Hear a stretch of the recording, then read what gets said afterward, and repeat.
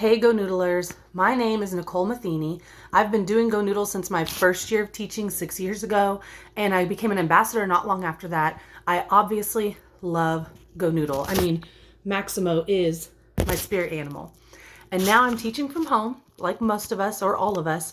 I'm turning what was my future baby's nursery into a home classroom. So that was upsetting on its own. I started making my classroom videos and I noticed I looked upset. I was monotone and not exciting and not what my students needed. And watching myself teach my normal calendar routine in those videos or doing a read aloud was just making me realize that I was very sad, and we're all very sad. And I can't keep going on like that. So I waited till later in the day when I had gotten some work done, felt productive, had time to connect with my students, and my mood was cheered up so much more. And then I recorded my calendars, then I recorded read alouds, and I seemed like a much happier teacher. And that's what my students need. They don't need to see that I'm sad.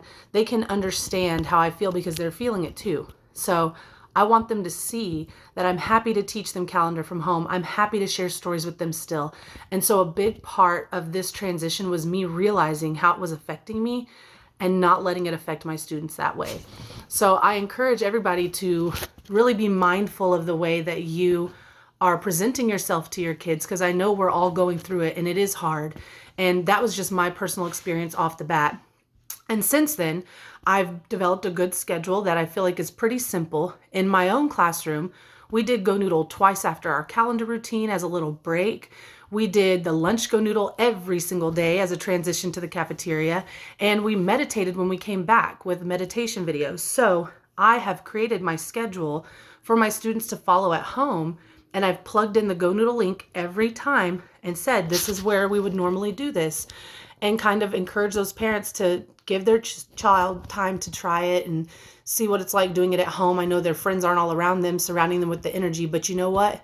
It's their same champions, their same GoNoodle performers that they love.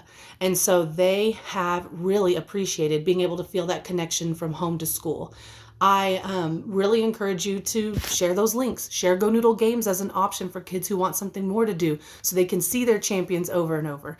GoNoodle was such an integral part of my classroom that it became a routine for me that I didn't realize how important it was to my students to have that connection every day. So when they're at home doing those videos, they feel connected back to our classroom again, and it makes me feel like we're all still getting to have a little bit of our old routine back. Because that was always on the TV screen. I wasn't. So maybe some of them are loving watching me teach online, and maybe some of them are like, no, I want to be able to raise my hand. I want to interrupt. I want to tell my teacher what I'm thinking. I want to tell her that my dog is named Blue. But the videos of GoNoodle have always been there, and they will still be there for them through this whole period. So I hope everybody finds comfort in knowing that GoNoodle as part of your routine will still be so important to your students. I hope you find a schedule that works for you and your kids, and I hope we can all stay positive, because this is just different. It's not going to be forever, and this is going to be a learning experience for all of us, and we always want to continue learning. We are teachers. So good luck out there. I love you all.